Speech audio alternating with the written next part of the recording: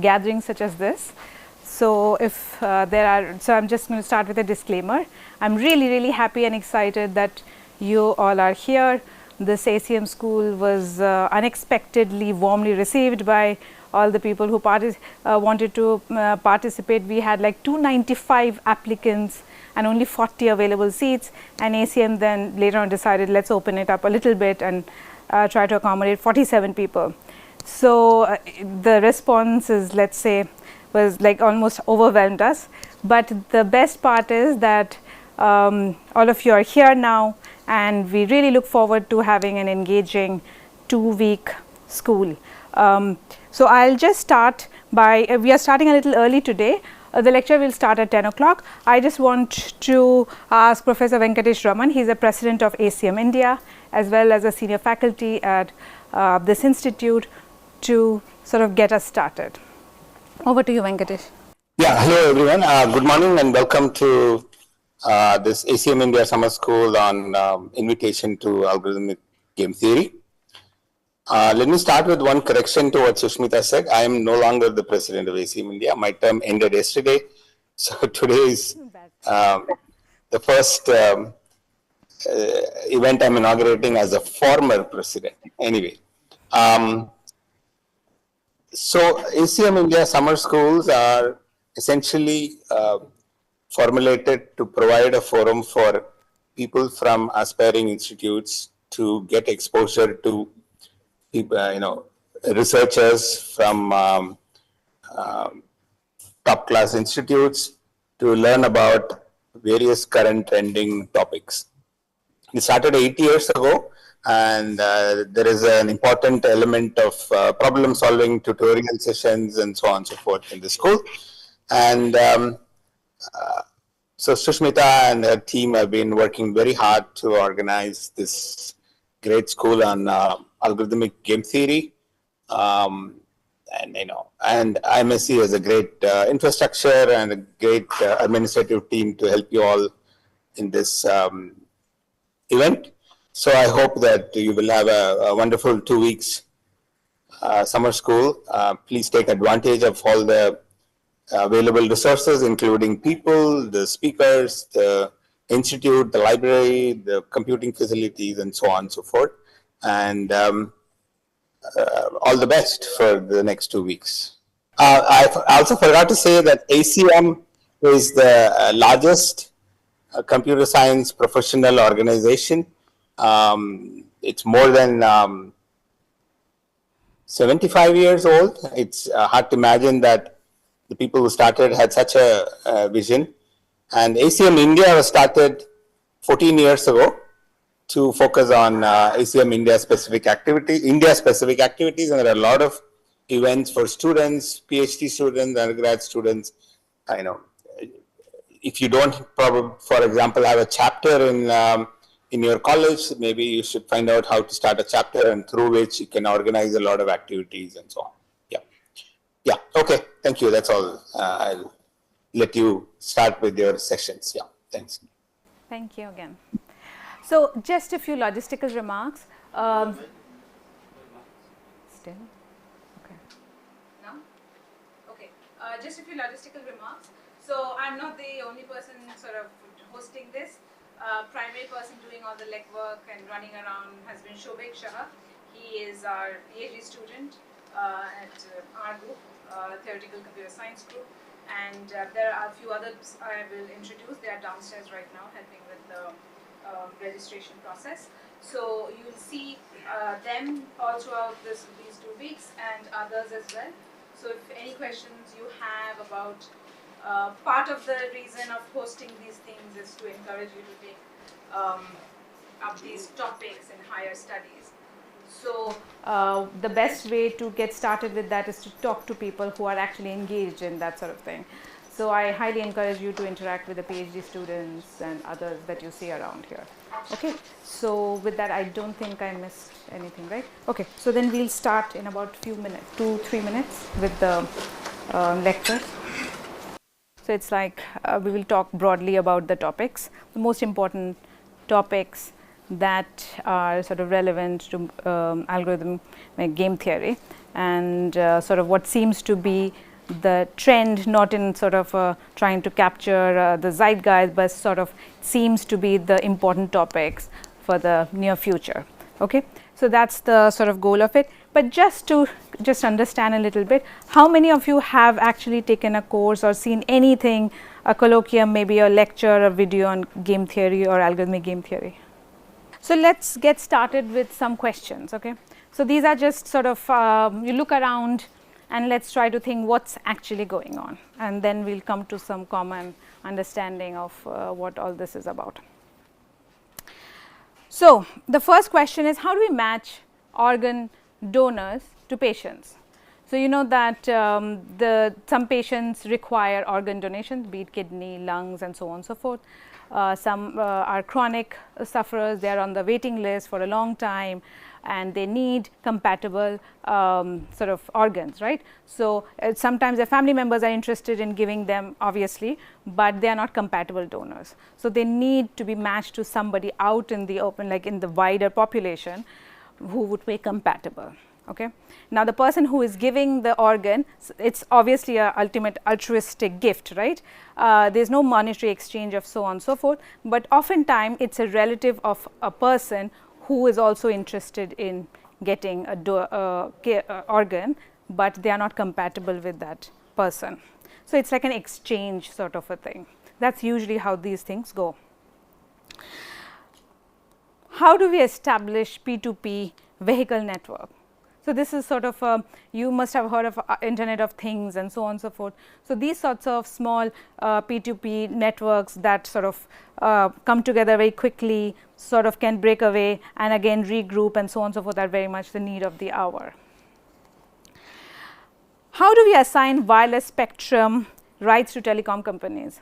So if you follow the news, every few years or so, government announces a huge broadband spectrum auction, and various telecom companies bid for the rights for that. It's a very, very lucrative business. It's like a multi-billion, maybe $1 trillion business. It's an important utility service. Can you imagine life without cellular network anymore? Like, it's hard to imagine, right? And obviously, so government sees that as something.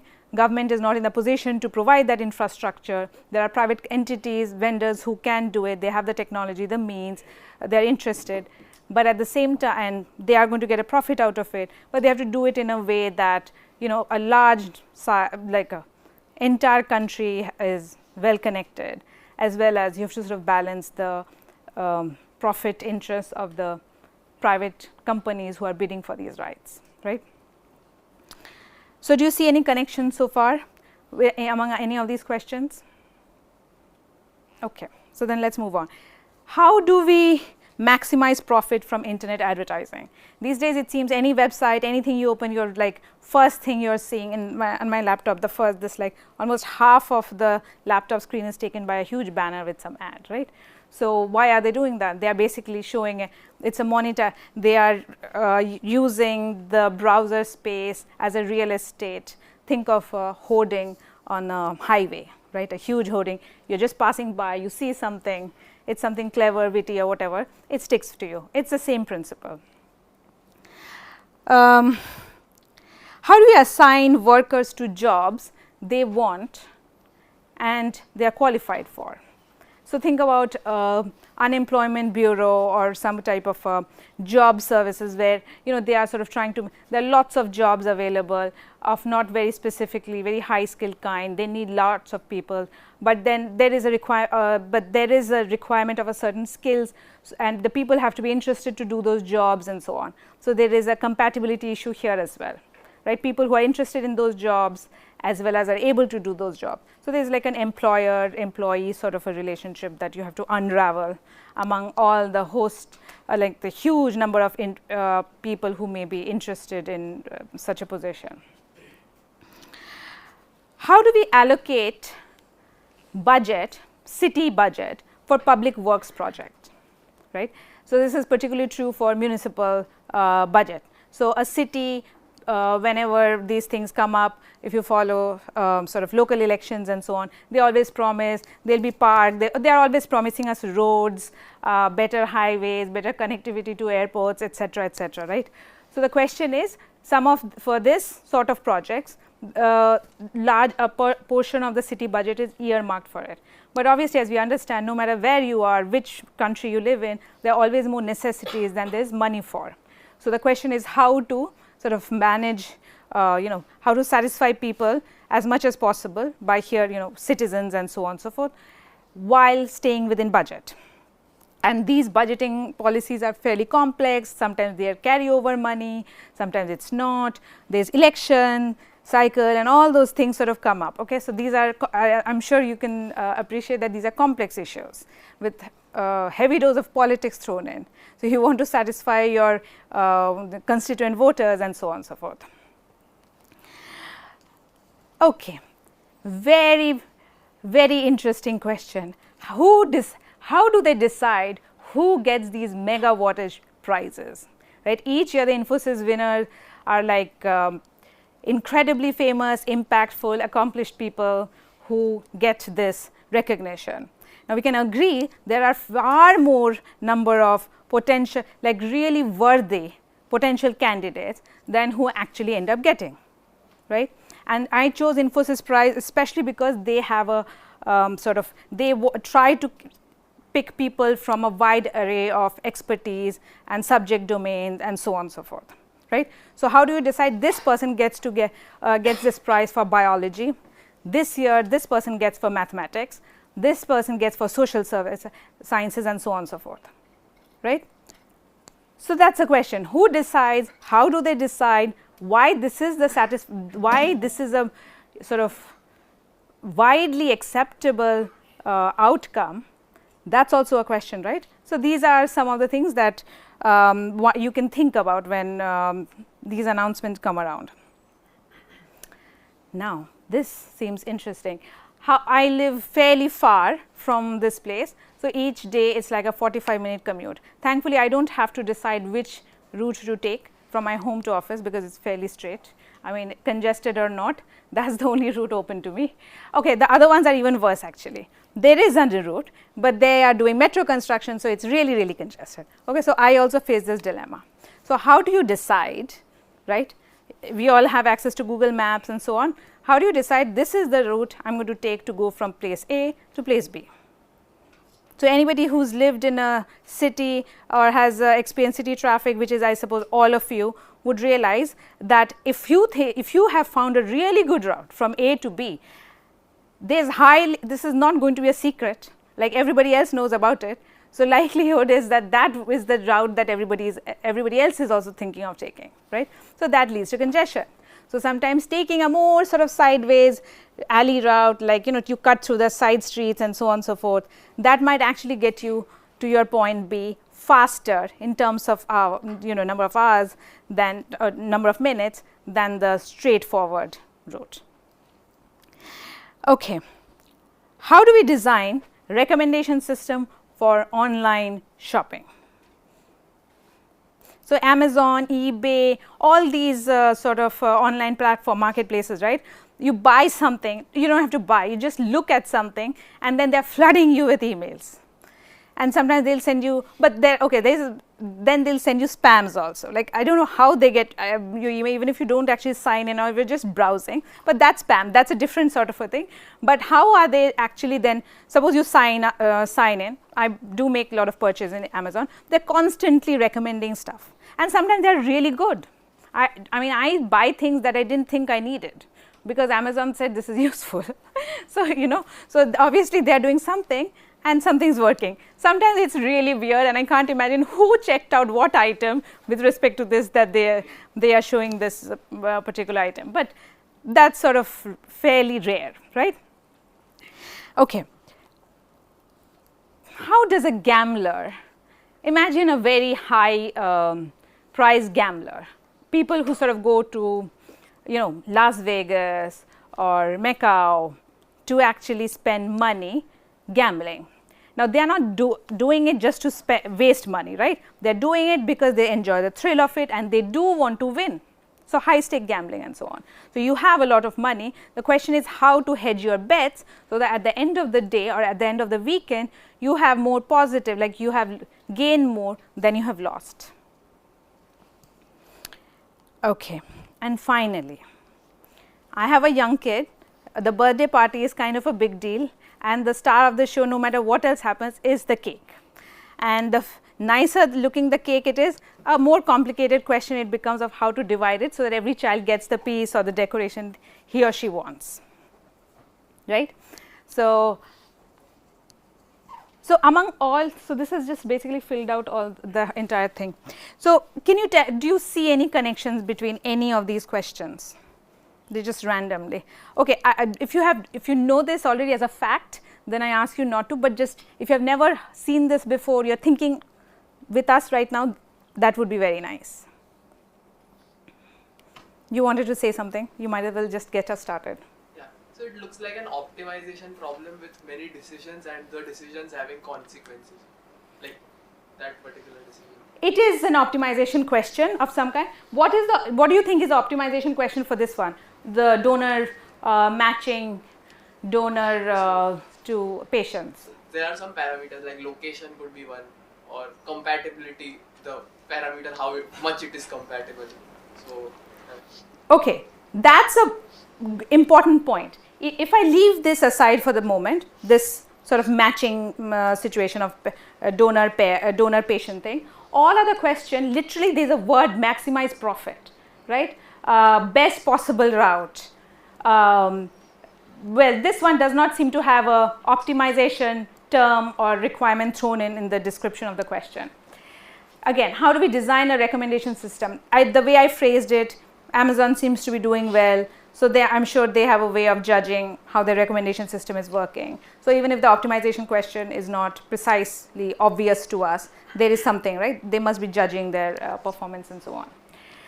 This thing, how do we allocate city budget? So there is so much money, it will be assigned, right?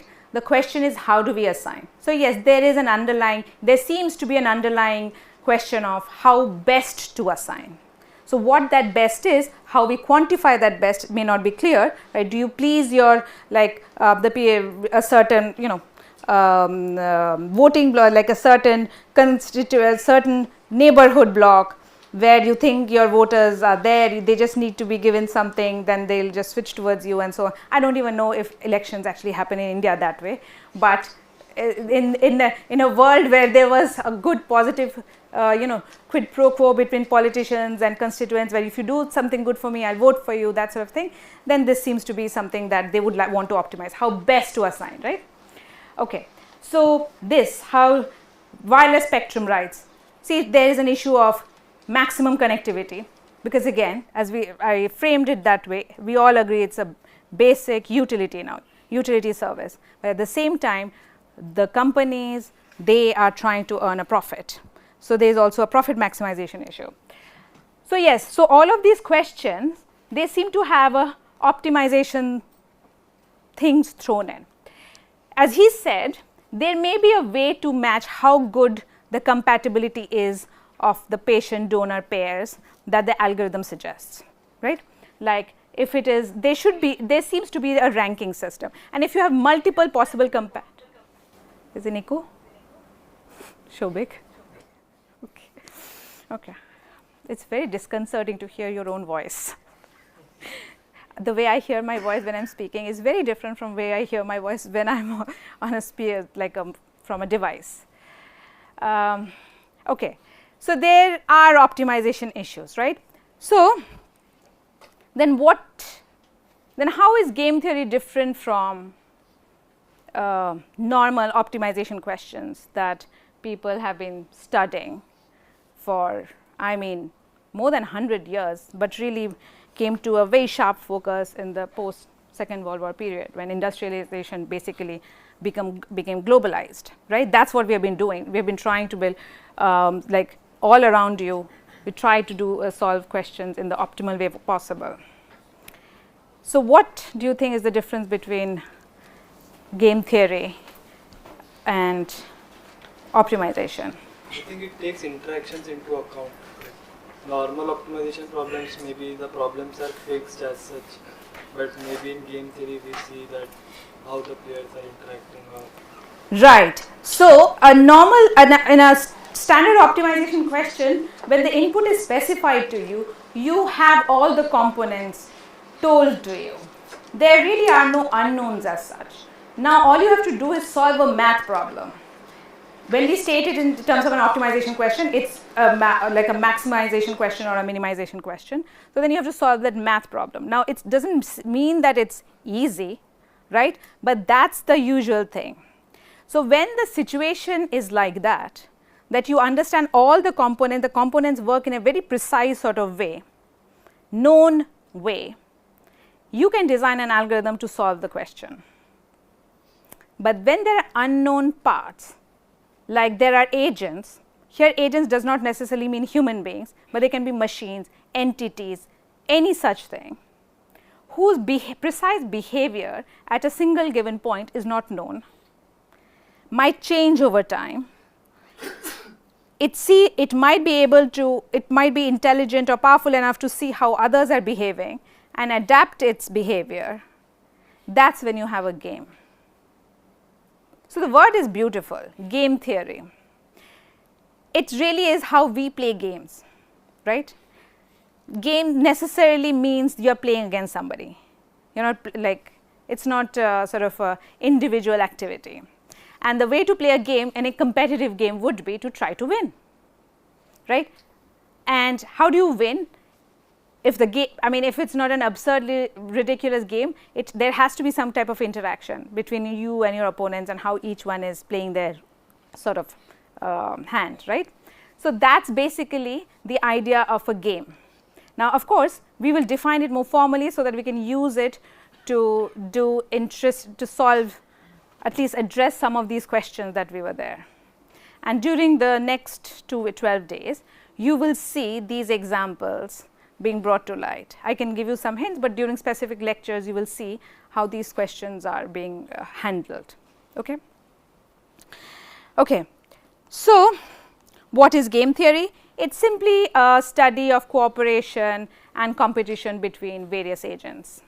Now, one thing we assume about these agents are that they are rational. Rational means they are self-interested in terms of maximizing what is best for them. Okay? If that was not the case, it would be very hard to reason about a game. Like, we would not be able to do any math on it, because then that agent is absolutely eccentric. Like, you cannot have any predictive model as to what their behavior would be in response to what you are doing or what others are doing. Okay?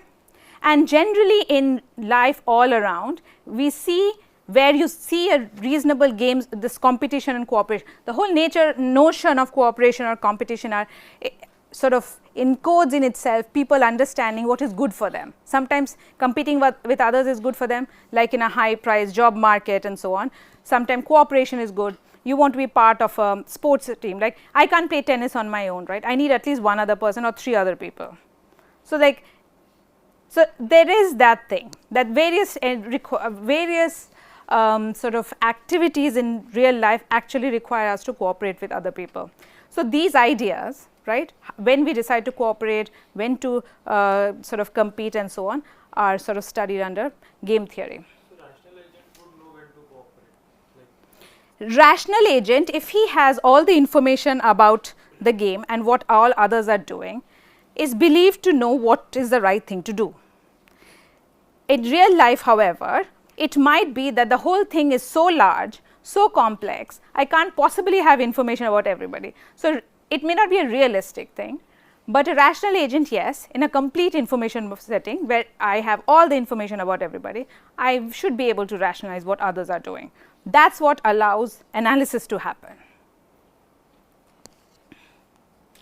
So, algorithmic game theory is, so game theory has been around not in this particular like the way maybe, but has been around for more than 100 years.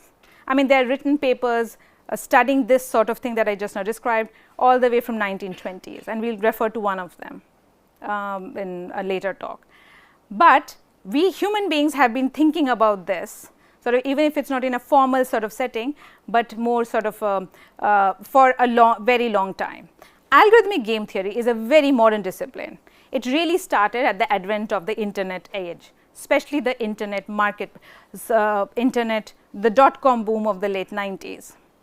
Google came about, it was providing a free service of searching things, but how is it going to sort of provide this service without free of cost? So, it had to monetize its service somehow without compromising on the quality of search. That is where internet advertising really came about. Now, Google wasn't the first one to sort of hit on this idea. There were other companies. There was Yahoo was a sort of a market leader at the earlier things and so on and so forth, but that really was the starting point. Okay? And why is it now are we talking about algorithmic game theory? Because they needed to calculate some of those questions that we were just now discussing, what sort of ads to show to people, in how many ways, and so all these things, what kind of ads to show to whom and so on, so needed to be computed very fast, right. You can imagine how many people are searching at any given time. So, the computational aspects of solving this question came sharply into focus, and that is where algorithm design met game theory. Okay. Okay. So, some of the canonical topics are resource allocation, matching resources. So, resources to agents. Agents are people who are interested, resources are things. So, sometimes these are interchangeable things. What is a resource, what is an agent? Agents naturally have preferences over items and so on and so forth. You can have a normal matching, but more generally you can have many to one matching, like a job, like a company hiring lots of people for a job, right. You can have many to many matchings and so on and so forth. Fair division, it is a type of matching, right. The cake cutting example, for example, this thing, everybody gets a piece of cake. The question is what?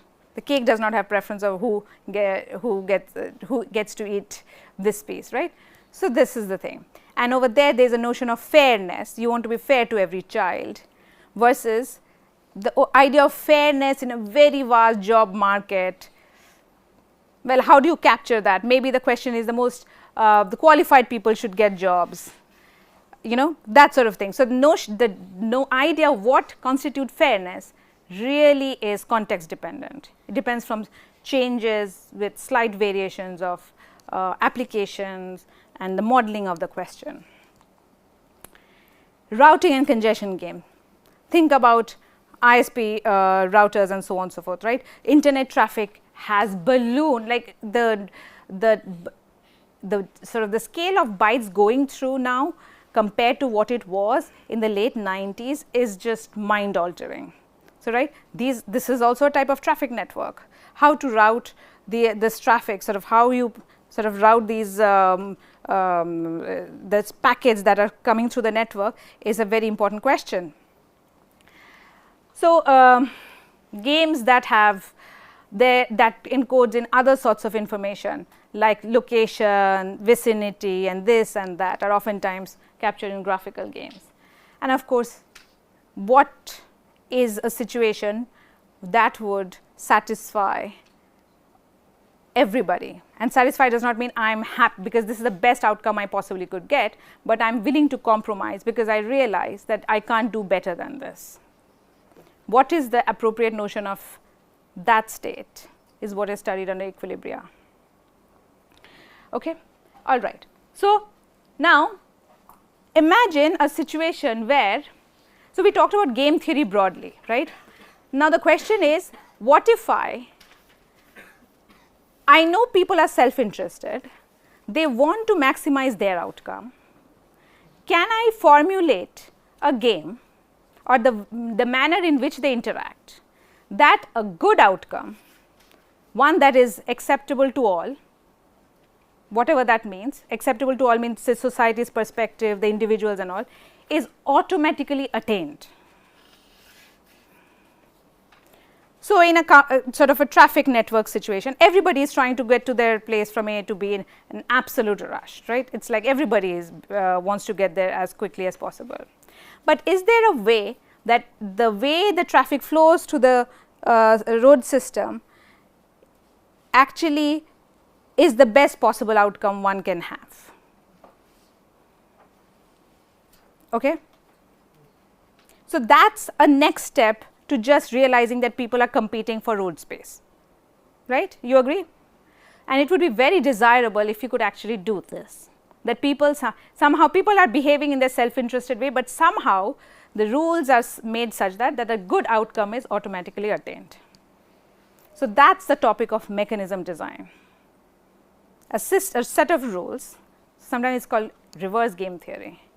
So you want to set up rules in a way that a desirable outcome is attained. Okay.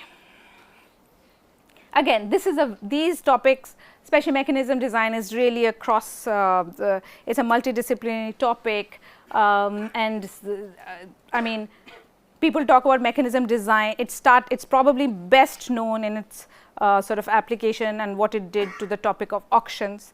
Shaprabhu will talk about it tomorrow, but it is now becoming more and more widespread in other topics as well. Okay.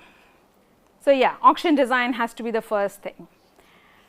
Cooperative games, that's sort of a traffic. Well, basically what are we doing? The way I frame the question, what are we actually doing? The rules are such that people are forced to cooperate, right?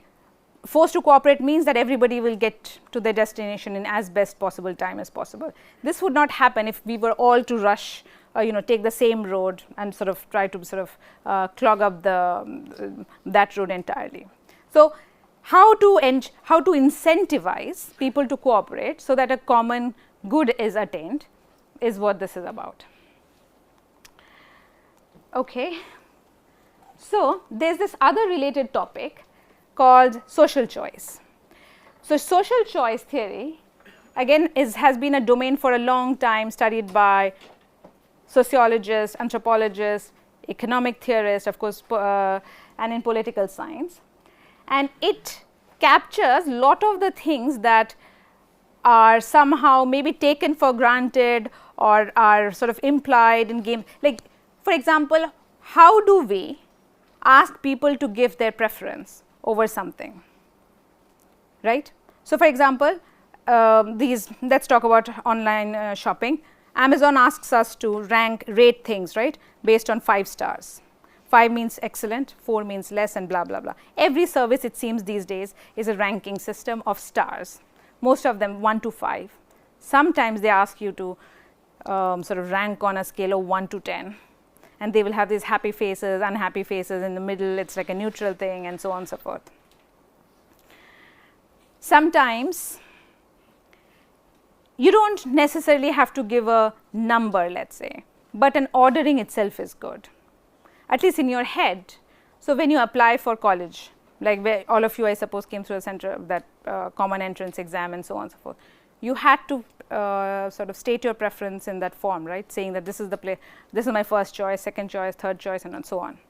You did not obviously list all the colleges, all the available departments that are there in India. Correct? That would be madness. Nobody would know what to do with such a preference profile, but you just listed a very small number of them, right? So, who decides that that many number is good enough for this purpose?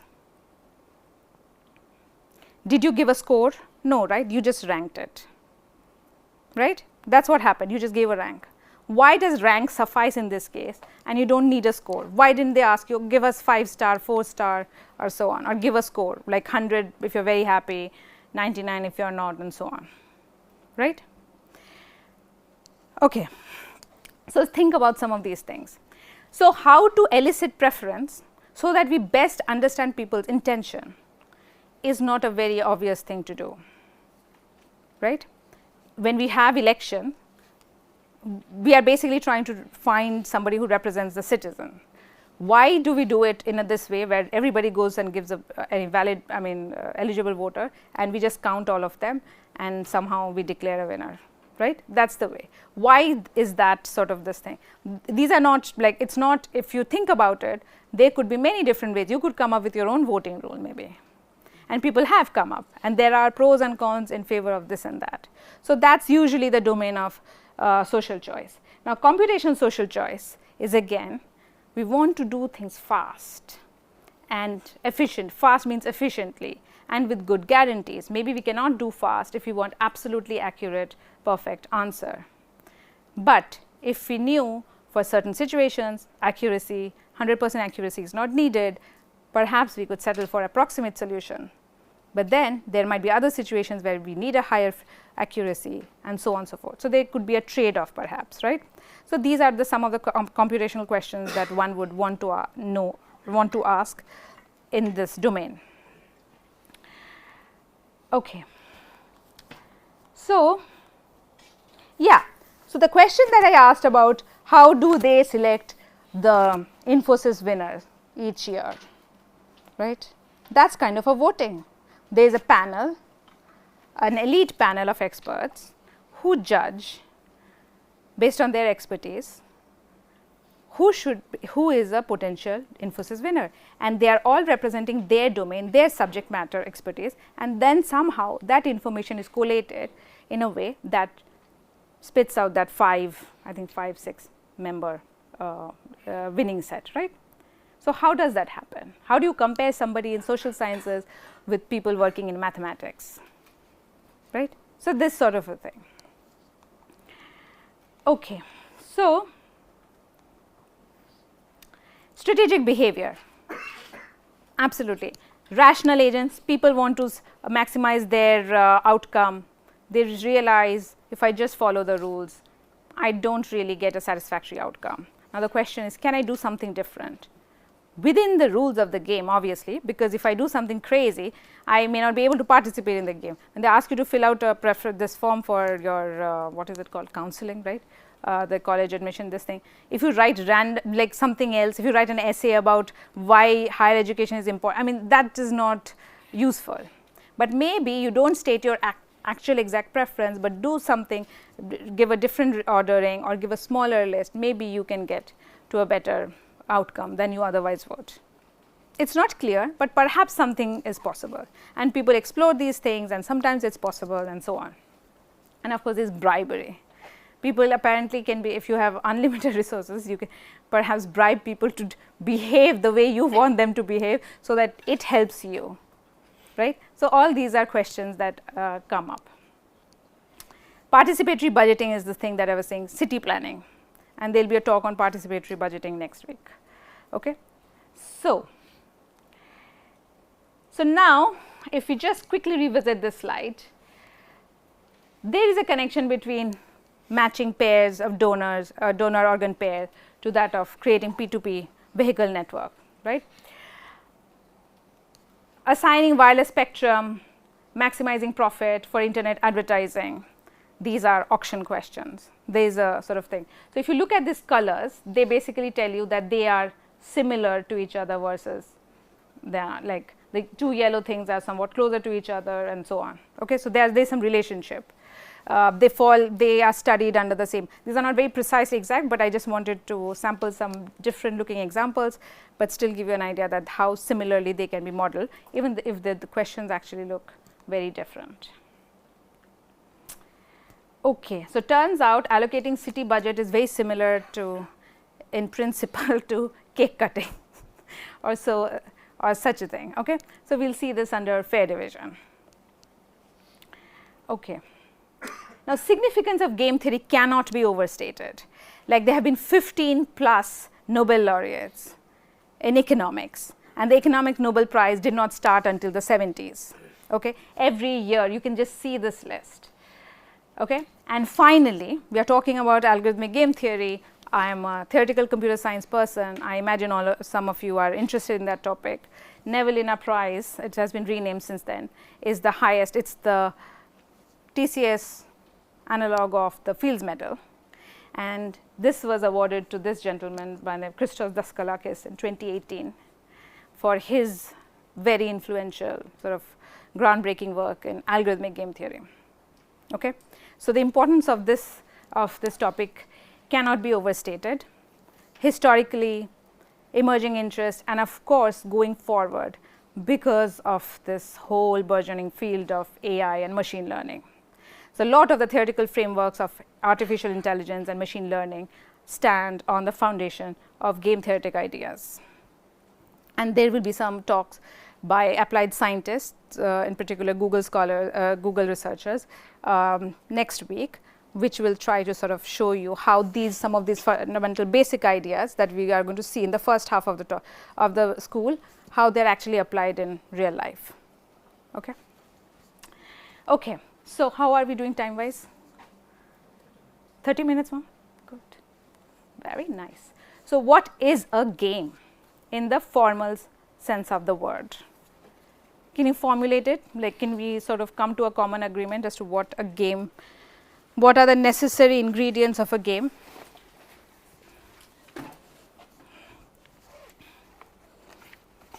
No?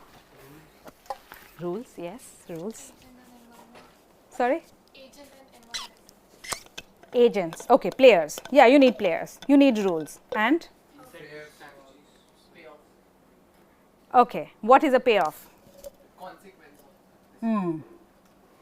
Fair in the beginning. Somebody said fair in the Beginning. fair in the beginning. Oh, you mean like it is unbiased, the rules are not favoring anybody. That would be a good game. I mean, that would be a good design game that is well designed, right? But as such, so the thing about the gambler, right? You know, there's a famous saying, the house never loses. It means because these gambling houses, they are there for a profit making. They win, like they get more money out of the customers than they give out, right? So in that way, it's not a fair game, right? By that definition. But people understand this, but they still try their luck, right? So this is the thing. Sometimes, so that's not also an unfair game, because when you know what exactly are the odds you are playing against, that's not a bad thing. In the sense that, okay, that does not exclude that situation from being a well-designed game.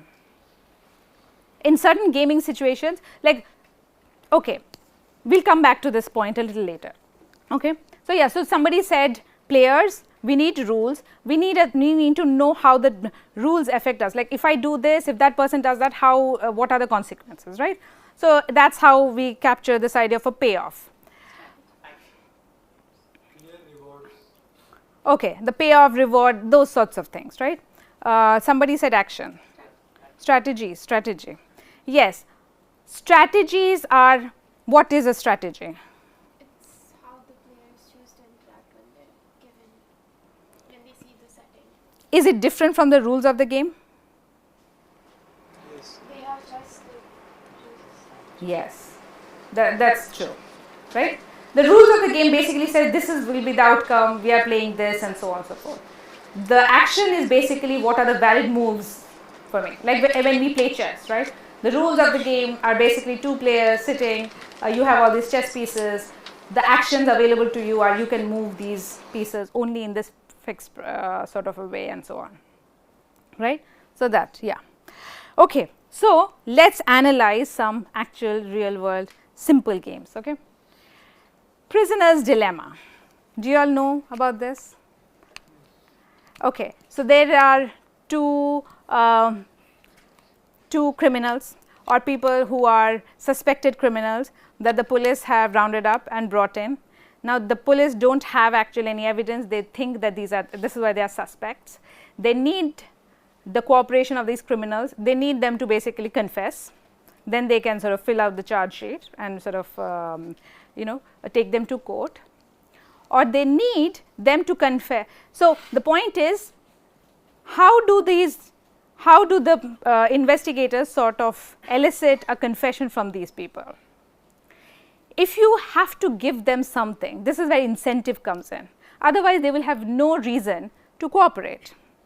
One important incentive is to not go to jail, yes, but the criminals also know that if both of us just kept quiet, right, there are two criminal suspects, then they don't have anything against us, so neither of us are going to jail, right. So, there is an impasse. So, the investigators have not, how do they get them to cooperate? They actually tell them, and this actually happens in real life during investigations involving multiple parties, that whoever cooperates first gets a lenient sentence or may even go scot-free. If they have a good lawyer, they can sort of bargain with this thing and say that this is such an important, you'll get so much information from my client, he will confess completely, give witness testimony in court and blah blah blah, and the others will be going to jail, but you have to let my client free. That's the incentive, that if I confess, I will actually get a lenient term. Now the question is, I trust my friend with whom I committed a crime, but I also know that people tend to flip under like a pressure situation, and if that person confesses first, then I am going to jail for a longer time, and that's the dilemma, whether to confess or deny. Okay. So over here, by just looking at, so the payoff matrix here is this: if prisoner 1 confesses and prisoner 2 confess, they both go for 4 years. If prisoner 1 confesses and prisoner 2 remains silent, prisoner 1 goes to jail for just 1 year, and this person gets more than 4 years, right? He goes for a much more time than this guy, and also more than the time if both of them had confessed. And this is a symmetric thing, right? And here, if both of them remain silent, if they somehow manage both of them to not confess at all, to deny, then both of them just get a significantly reduced sentence than if they sort of remain silent and the other person confessed. Okay? So, is there a strategy that a prisoner can, like you said, talk about strategy, right? Is there a strategy that he can use that will be most beneficial to him, irrespective of what the other person is doing?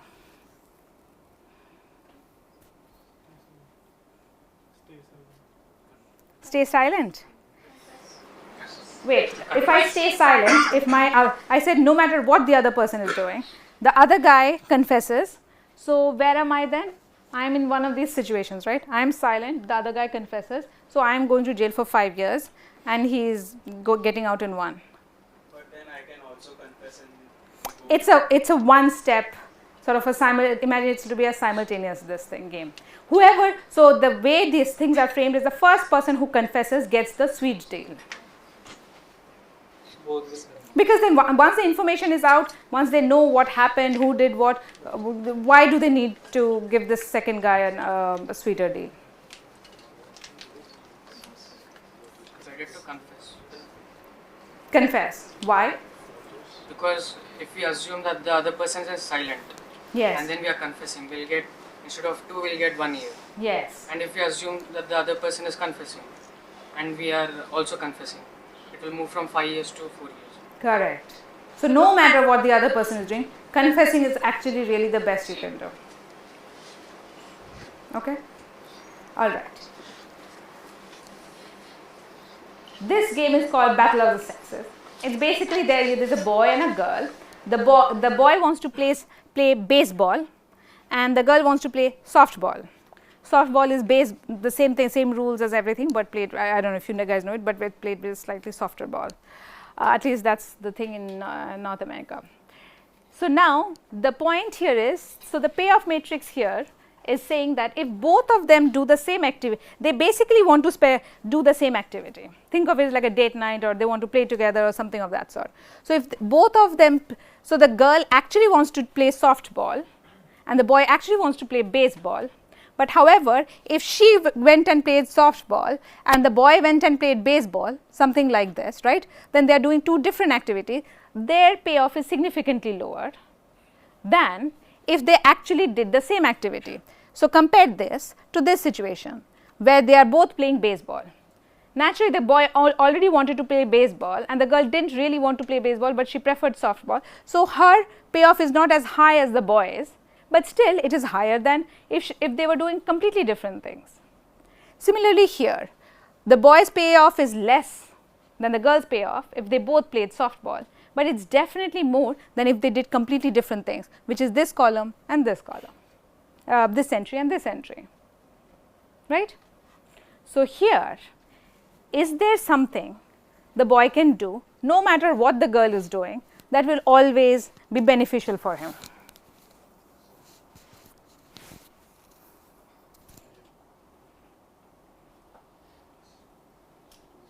Yes? No? No, right? Why? Yes, because this is essentially a matter of coordination. We have to be doing the same thing, right? So, whatever that person does, I kind of have to coordinate my action based on that. Now, over here it's doing the same thing, but there are other instances, and you think about some example where you actually should do the exact opposite, but there also it's a coordination.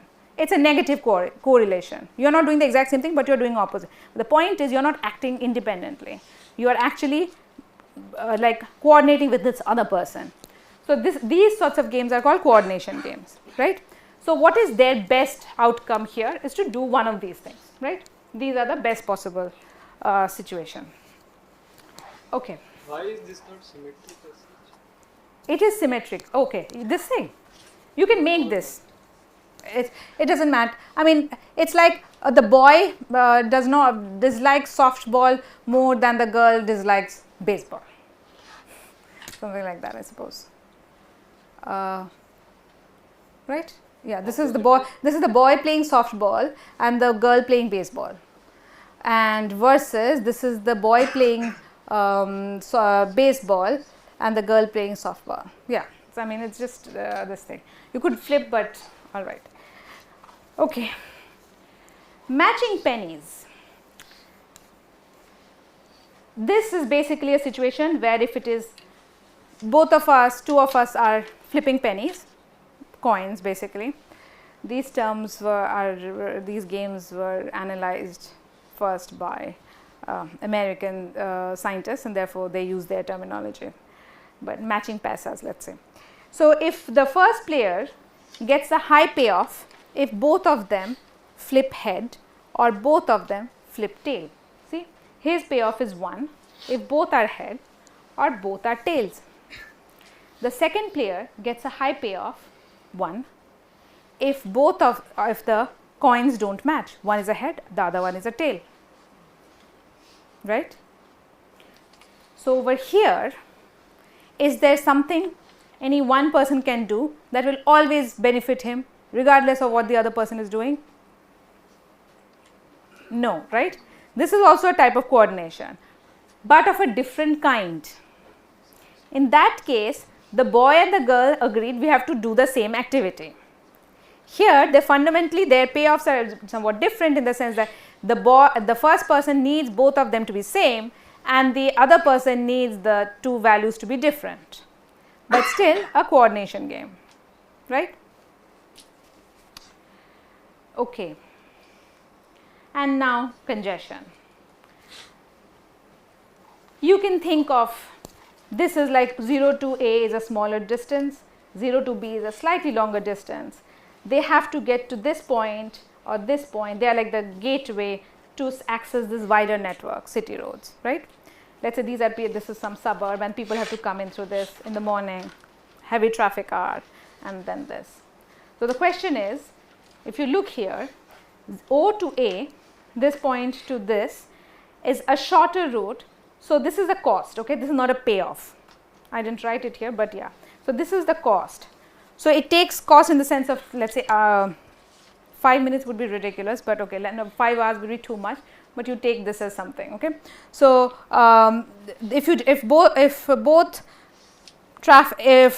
sides they take the route A, right, they take each of them would actually have a traffic delay of 5 and 5. If one side takes B and the other side takes A, then they are significantly better off. The side B still costs more time because it is a longer route. So, it is not the same as this, but it is definitely better than clogging up the road here, right. So, similarly here, this is a longer route, so it takes more time, clogged or unclogged, right, but clogged it is worse than if you were both sides were sort of clogging up A and so on. So, again, this is also sort of a coordination thing. You kind of have to balance the traffic, right. Now, let me ask you a question. In this example, can you think of a situation where suppose the boy and like I think somebody was saying this, that suppose they both agree to play something, right. So the boy says, okay, I'm going to play baseball, and the girl, they express their interest like simultaneously, okay. And the boy says baseball, the girl says softball. But then one of them, let's say the boy realizes, okay, that's not really good for me, right? I can do something else, and that would improve my payoff. That happens here, right? So if both of them come, they say, okay, this is ball, he will play baseball, she will play softball. The boy clearly sees that, well, there is a better, higher payoff for me if I just switch my this thing to softball. This is the boy. Yeah. So this is weird. Sorry, this is the boy. Okay. So boy and this thing. Yeah. Sorry. So the boy and the girl. Girl wants to play softball, and the boy wants to play baseball. So their payoffs are like 2, really low.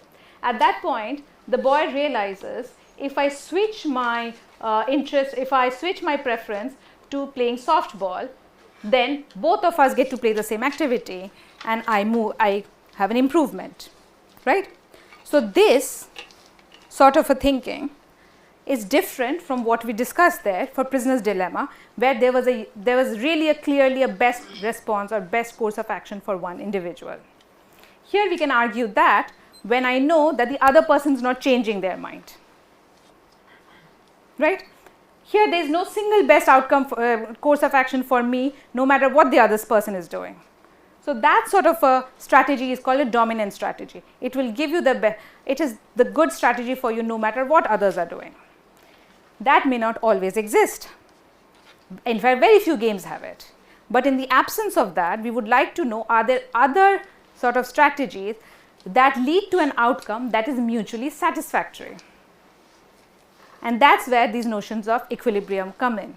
And the kind that I just now described, where one person reasons that can I change my strategy to something else, others remaining the same, will improve my payoff. He's not actually thinking about the other person, he's just thinking about himself only. When that happens, we call it a Nash deviation. And when such a thing cannot exist, does not exist, we call that situation a Nash equilibrium. Okay? So think about Nash equilibrium as unilateral deviation. I alone cannot change my payoff by just doing something different when all others are doing exactly the same. Okay? Okay. And finally, rock, paper, scissors. So during the tutorial, you all will get some example, like you all will work a little bit more of the details and so on. Try to get the concept right now, and then the definition and other things will eventually crystallize. It takes time. If you are seeing this for the very first time, you will hear a lot of terms and a little maybe unusual notations and so on, but they will eventually you will get to it. Rock, paper, scissors, right? Everybody knows it. Rock beats scissor, paper beats a rock, and what scissor cuts paper. So here, no matter what I play, suppose I am this player, I play anything, my opponent has a winning strategy, right? So if I play rock, I play anything, there is something else that the other person can do that will actually give them a strictly better outcome. Now the question is there always such a strategy? Clearly not, right? With paper, scissor, it should be paper, this thing, paper, scissor? -1, 1. Oh, right, you're right. I took it from, yeah, I could have made this, but yeah, I was too lazy. Yeah, minus, this is true. Yeah. Okay. It should represent the fact that the scissor, this should be +1, that the scissor beats paper. Okay. So does this have what we just now called a Nash equilibrium? Is there an action that both the players can play such that none of the players have a unilateral deviation strategy?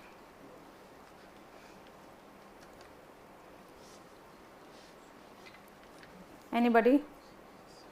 Somebody said no.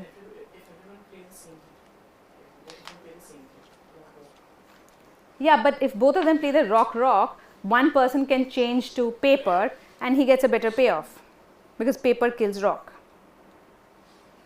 Paper beats rock, kills. Right? So there is no single action that I can choose that allows me that sort of, there is no pair of strategies, pair of action that people can take such that it prevents both the agents from doing something else and getting a better payoff, right? But now, if I were to equally choose between rock, paper, scissors, suppose the game is going on for a long time, and I am choosing each of the three possibilities sort of equal number of times, right? So my opponent, so in other words, let's think about the other way. Suppose we are playing the game for a really long time. I am always seem to be choosing rock, right? The opponent observes this. He might as well always play paper, because I am playing rock for the most number of times, and each of those times paper beats rock, right? And the same thing applies to all the other two things. If I am biased towards a particular action, but now if I play all three of them equally, I say rock 1/3 number of times, paper 1/3, and this thing, then the other person, what can the other person do? He does not know exactly what I am going to play next, right? So this sort of a thing, then would he have, in that situation, would he have a unilateral deviation strategy? And what does that even mean is the question. Can you once again define unilateral deviation? Unilateral means a deviation is one where you and I are doing some action. You have decided on something and I have decided, and then one of us, unilateral means just one of us, decides to do something different. And why you are doing different? Because you will get a better payoff. That would be a unilateral deviation. So in this case, if I make a rule that I will only play rock, and then you change to paper, that would be unilateral deviation. Yes, because you are continuously playing rock, you are just basically playing rock, and I have changed to paper, right? And I know that this is now this is going to win, right? But if you are playing rock 1/3 of the times, paper 1/3 of the time, scissor 1/3 of the times, and so on. Your opponent is playing 1/3 of the time for all rock, paper, and scissors, then maybe you can just stick to one of them, and you're assured that you'll win 1/3 of the time. That's the only thing I can then do, right? That I am just going to, because I realize for each one I'm going to win only like 1/3 of the time. So I might as well just stick to one thing. Yes. Then the other person can choose paper all the time.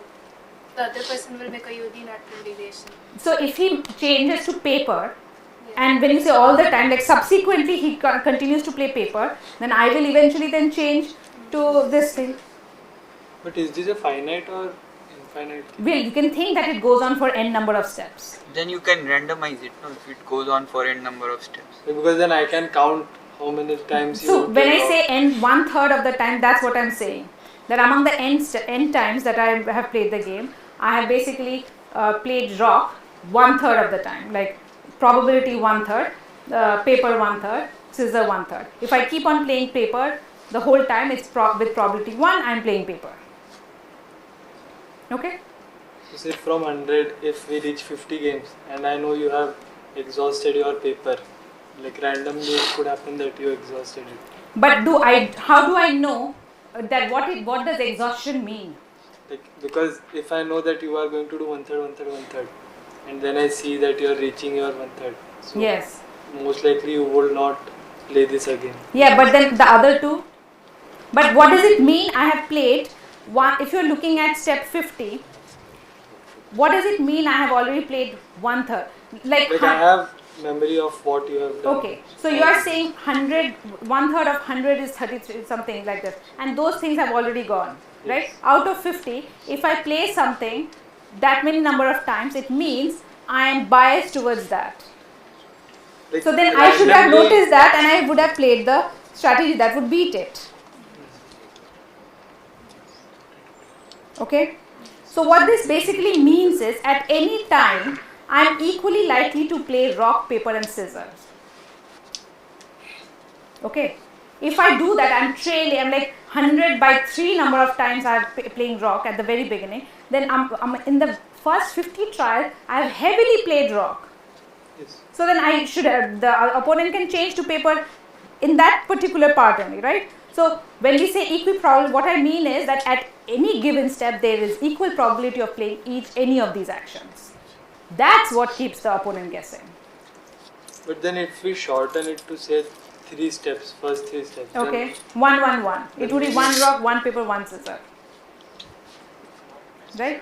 Like, I mean, it's not exactly that, but I'm just saying that the chance, if that is the case, if I look at the trials and see what was the probability that a particular hand was played, particular strategy was played, that's what it should mean. From the 3 things, it should be rock was played once, paper was played once, and scissor was played so once. from larger view, we want that it should equally play all the 3. But no, we don't want, and it's not right to say we don't want. It's like that's the only way where the opponent does not have a winning strategy against me. And what's the equilibrium notion?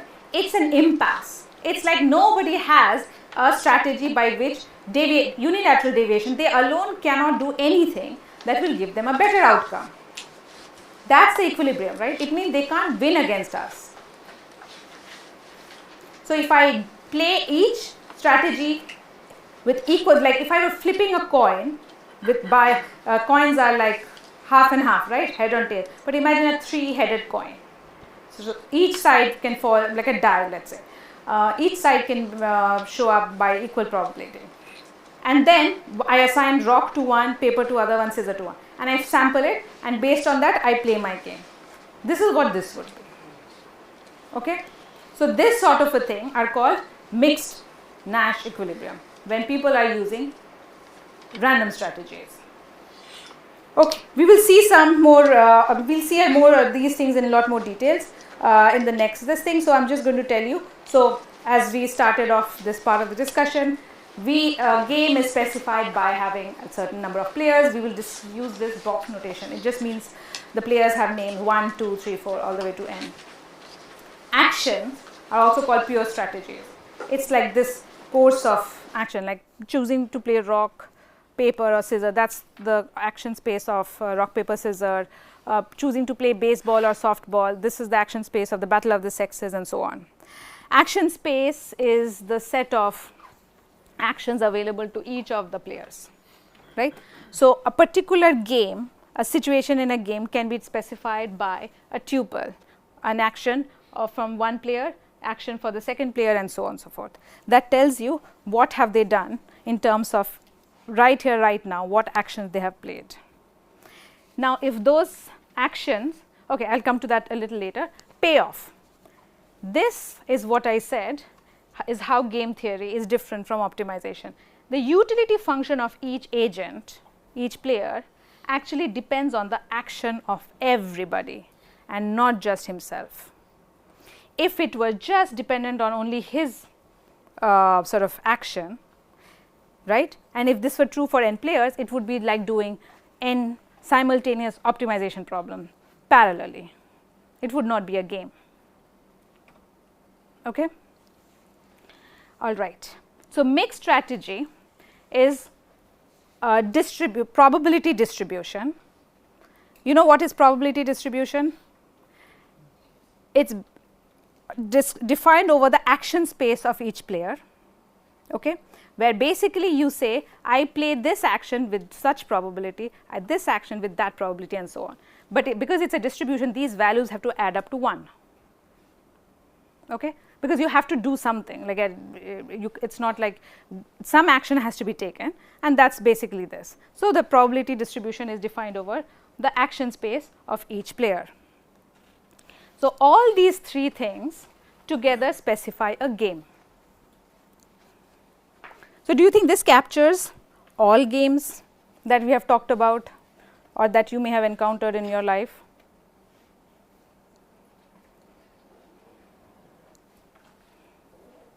Like there must be, like among the actions there could be an order of specific like preferences, which is like Say that. agent may have preferences as well along with. What does it mean, preferences? Like among the possible action in the strategy or among all the strategy profiles, you could assign it, like in the college counseling, you could assign a preference, like this is more optimal for that preference, so you are saying two different things. So that the fact that I want to get admitted to this particular college is basically captured by the utility function or the payoff function, which says that this college has is more beneficial for me than other colleges, right?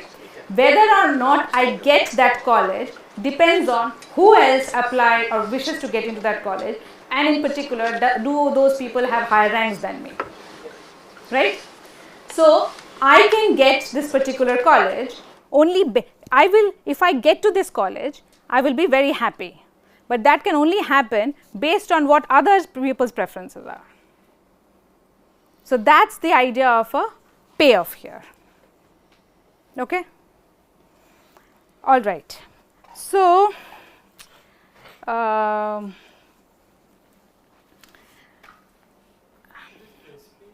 okay, but I want just 1 second, okay? Yeah, this thing, it's defined as a set of actions available. So if we were to talk about the college admission game, right, that set of actions basically here would basically mean the possible list of the possible ordering of the colleges you are interested in. Yeah, that would be the action space, right, in the college admission game. Yeah, I think that's a valid this thing, right? And the question is, see, why I say it that way is because listing the preference in a particular way and all other people listing their preferences in a particular way may allow you to get the college you want. But if the other people listed in differently, you may not get it, right? So that sort of a thing. Okay, this is why the word action, strategy, they are very abstract and purposefully chosen to be that, because they are supposed to be mathematically precise and general enough to capture host of scenarios. Okay, so how you define precisely what SP constitutes, what UP is, and so on, how it looks, will really differ from situation to situation. What you are modeling, how you are modeling, what you are trying to get out of, and so on. Okay, all right. So this is a notation you have to sort of get used to, at least for today's purpose, this thing, which is that this is a strategy vector. Okay, this is a, when I write curly S, it means all possible tuples, sort of this set. Okay, it's a direct product of the action spaces of the n individuals. So if I pick an element from here, what am I getting? I look, it is like a vector where the first coordinate tells me in this strategy vector, player 1 plays this action, second position tells me player 2 plays this action, and so on and so forth. Okay? So that's what I mean by a strategy vector. I use the word vector, usually textbooks and other things will call it a profile. Okay?